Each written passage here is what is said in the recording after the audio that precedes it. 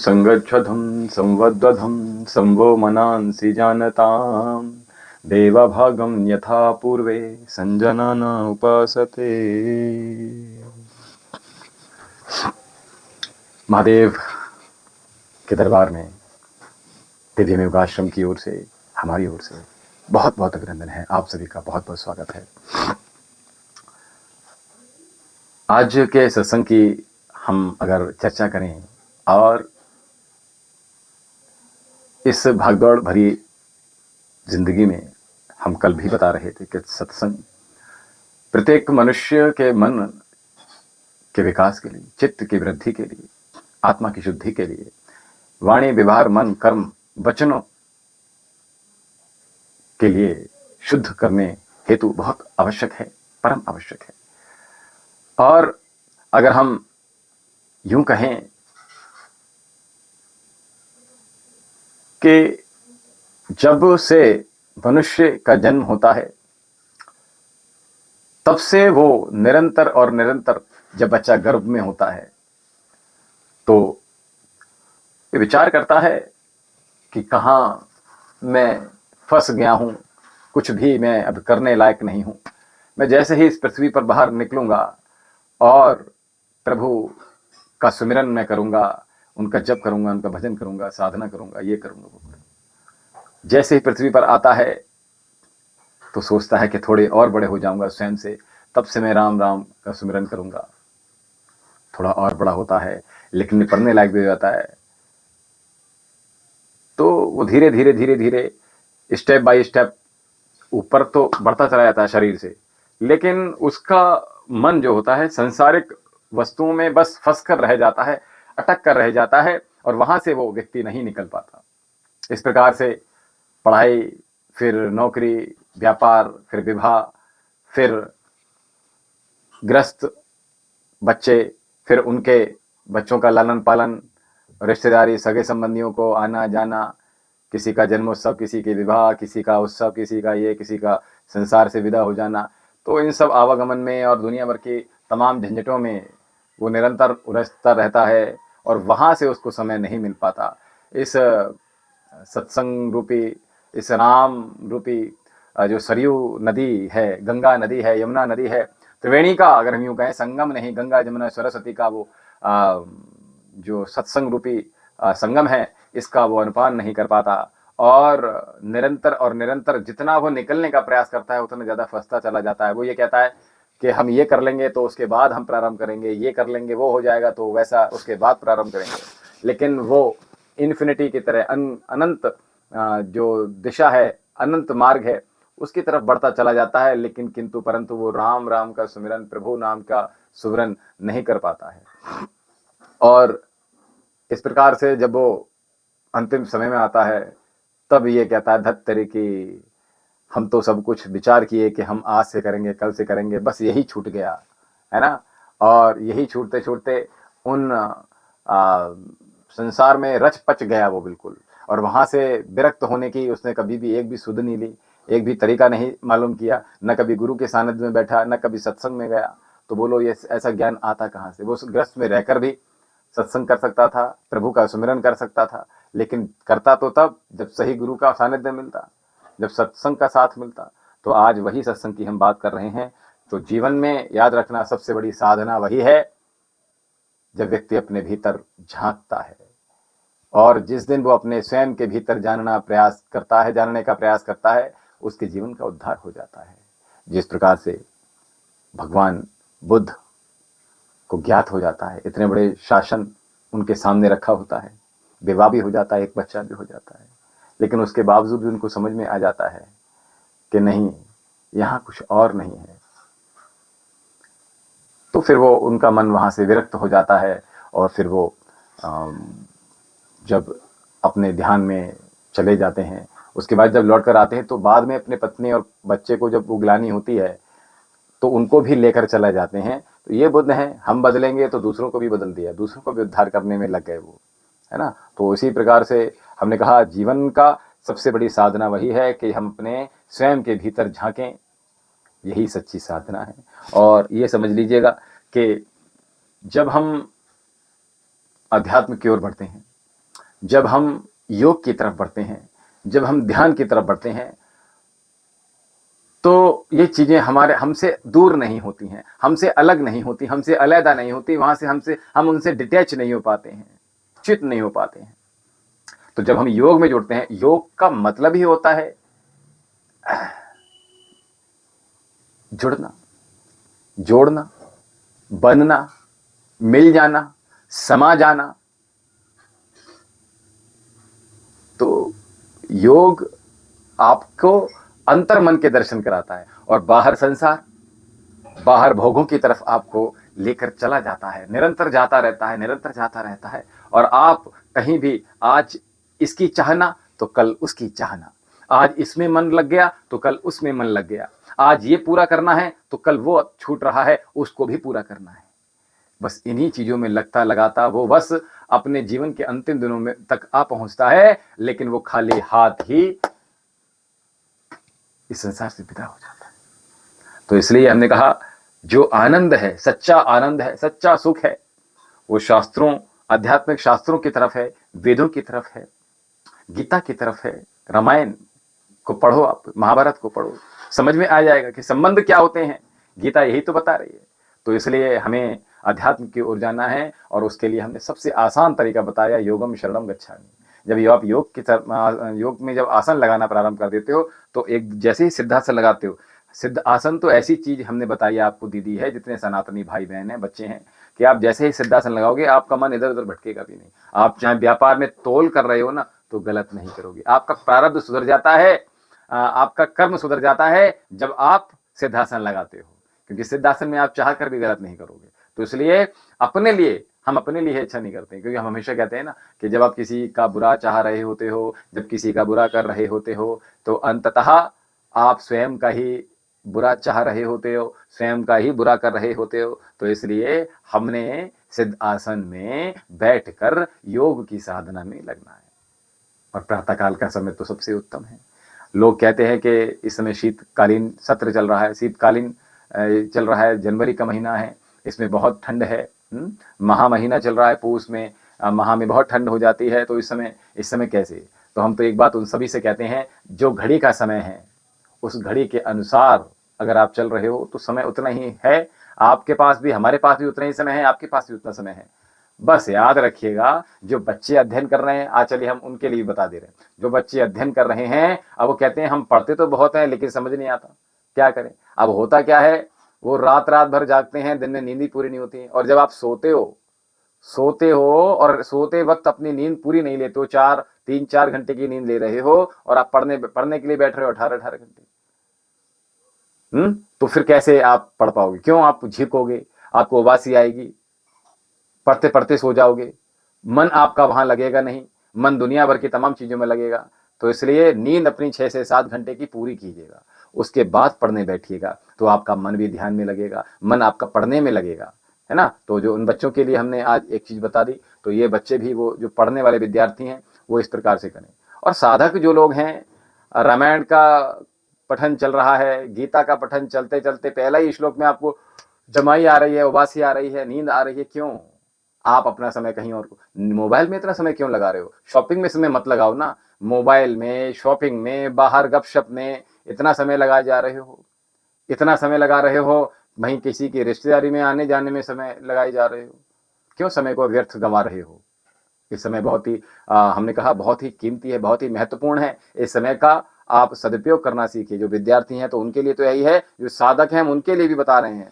साधक कहते हैं ना कि हमें समय नहीं मिला गुरुजी, हम कैसे कब किस समय पढ़ेंगे? अपने समय को बैलेंस कीजिएगा, मोबाइल में समय कम लगाइएगा, सोने में आप समय कम लगाइएगा, लेकिन 6 से 7 घंटे नींद पूरी एक बार में कर लीजिएगा, उसके बाद नहीं सोना फिर, ठीक है। भोजन में, अधिक भोजन करने में समय लगाते हो, अब अधिक भोजन कर लोगे तो नींद तो वैसे भी आएगी, है ना। अल्पाहारी, गृह त्यागी, स्वान निद्रा तथ्यापिचा, विद्यार्थी पंच लक्षण।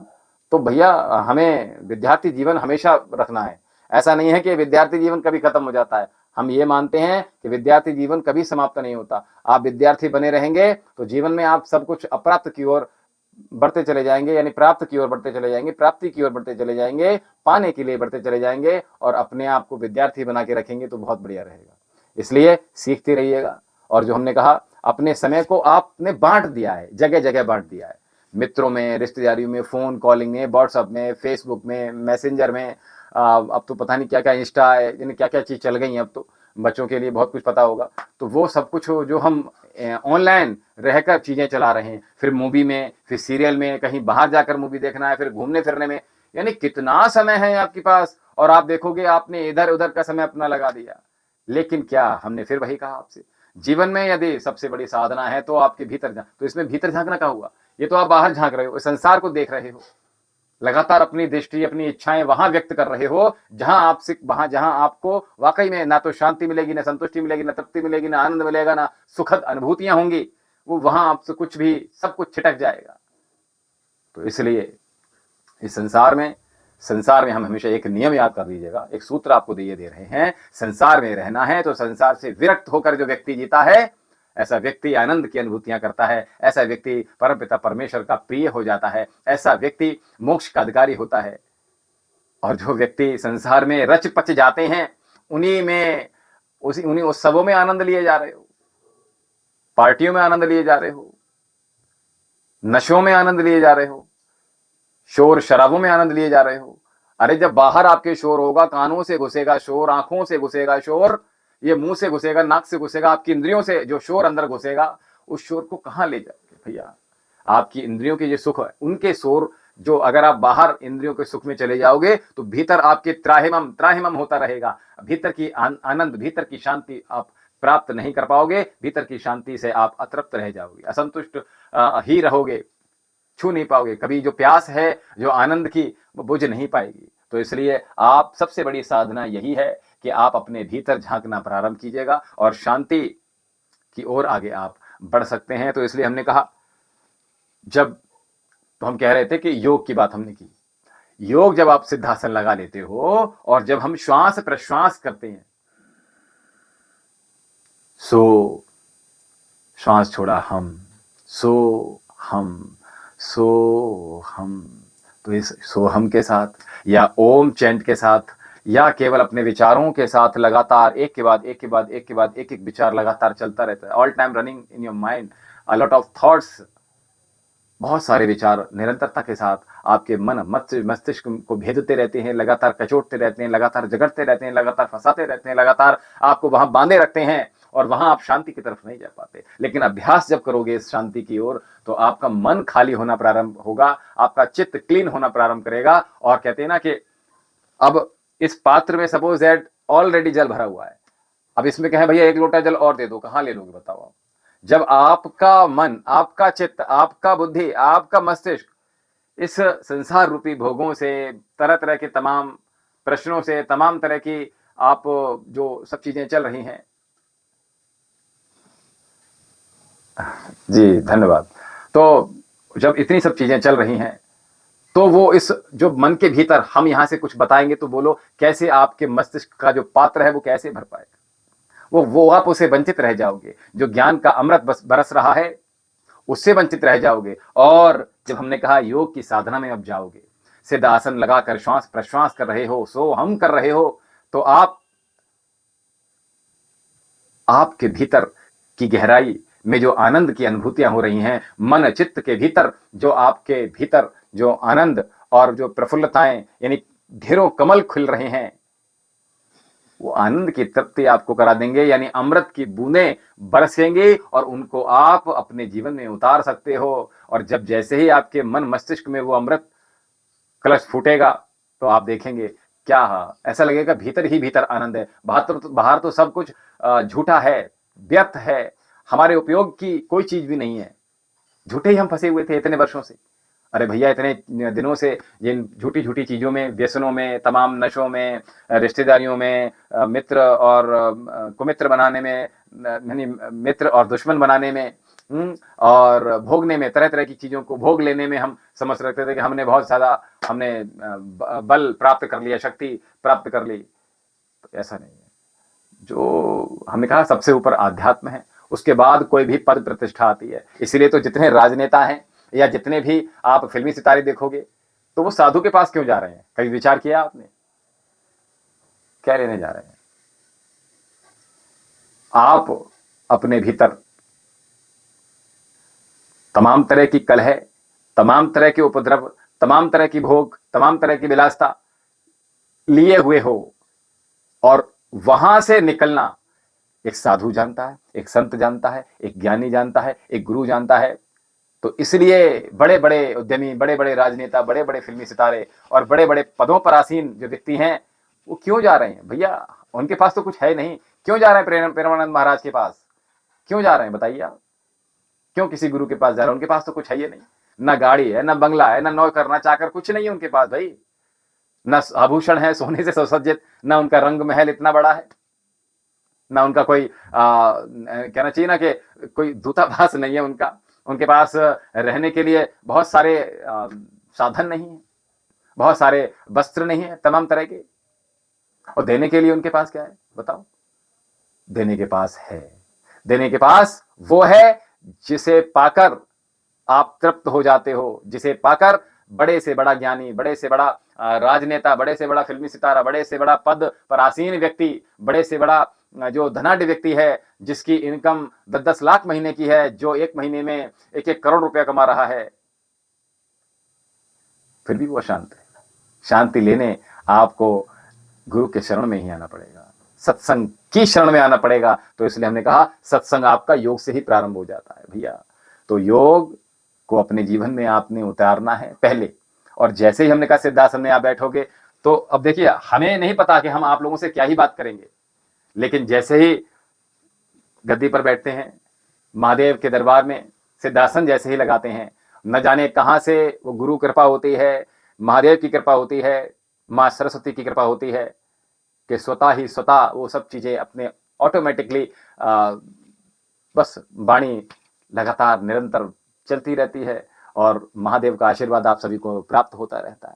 तो हम कह रहे थे कि इस प्रकार से भीतर की जो साधना है उसको बढ़ाइएगा, भीतर आपको शांति मिलेगी, भीतर आपको तृप्ति मिलेगी, भीतर आपको आनंद मिलेगा, और जब आप उससे जुड़ोगे तो मन आपका शांत हो जाएगा, और जब शांत हो जाएगा तब आपको ईश्वर का एहसास होंगे। एक नहीं, एहसास नहीं होगा, एहसास होंगे, एक नहीं, बहुत बहुत जो भीतर की साधना है, भीतर की गहराइयां हैं। अब वो देखिए, बाहर जाते हो ना तो ऊंचे जाते हो, लेकिन जब भीतर जाते हो तो गहरे जाते हो।